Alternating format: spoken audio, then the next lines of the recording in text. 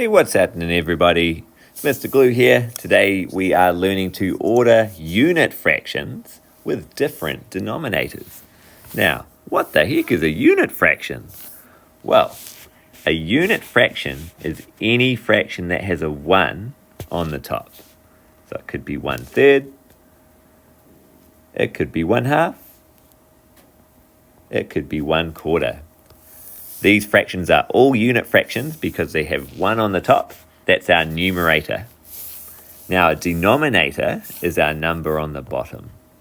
Here we have thirds, here we have halves, and here we have quarters, or fourths, as some people call them. And they are the numbers today that are going to change. Now, first of all, I want to explain what happens to our denominator when it gets bigger, because we know each time our fractions are all unit fractions, so they all have one number coloured in. Let's have a look of what 1/3 looks like. So I'm going to colour in one piece out of 3. Oops. And now I'm going to move this one to the side. And on this one, I'm going to colour in one piece out of 8.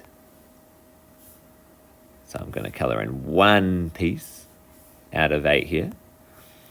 And as we can see, our 1/3 is actually quite a lot bigger than our 1/8. And the way people go wrong here is they always think that 1/8 is bigger because 8 is a bigger number. But we have actually split our cake into more pieces, so the pieces must get smaller. If we wanted to go really extreme, we could split our cake into 100 pieces. And this is a good way to always think about these fractions. If you split something into 100th, that piece is really tiny. It is so small. And a lot of people think, well, 100 is a big number, it has to be bigger. But if you split something into 100 pieces, those pieces are really small. So let's have a look at our example from before and see if we can order them from smallest to largest. So let's start with visualizing these fractions and what they might actually look like. So 1/3, I've got a cake that's split into 3 pieces. And I'm going to colour in one of those pieces. So I've got 1 out of 3 coloured in. If we think about 1/2, I've got a cake that's split into 2 pieces. And I'm going to colour in one of those pieces again. Already I can see that my 1/2 is bigger than 1/3. It's got more of the cake coloured in. Now let's check out 1/4. How many pieces am I going to split quarters into? I'm going to split it into 4 pieces. And I'm still just going to colour in one piece.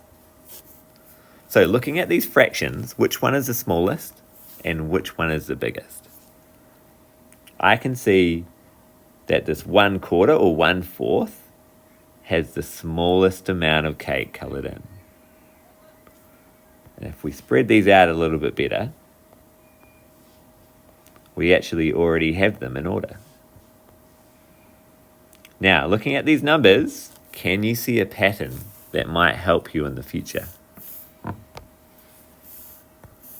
What I would encourage you to do when you are ordering these fractions with different denominators, look at this number on the bottom and think, more pieces are smaller pieces.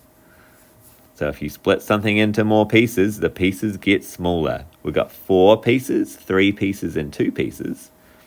And if we split it into 4 pieces, that must be smaller than our 3 and 2. So you just need to look at our denominator.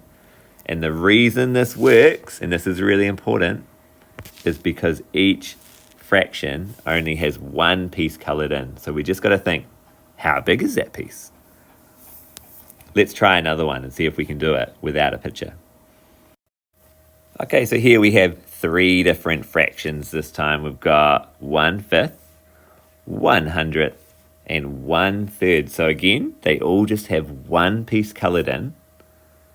And we've just got to think, how big are these pieces underneath? How big are these denominators? So on this one here, we're splitting into 5 pieces. This one here we're splitting to 100 pieces. Do you remember what that looked like at the start? And this one we're splitting it into 3 pieces. So how can we order these from smallest to largest? And we'll put our smallest over here and our largest over here. Okay, smallest piece first. If I split something into 100 pieces, they are really, really tiny pieces. So 1/100th is going to be my smallest piece. Don't get confused and think, oh man, 100 is such a big number, that's got to be a really big fraction. That's actually a really small fraction.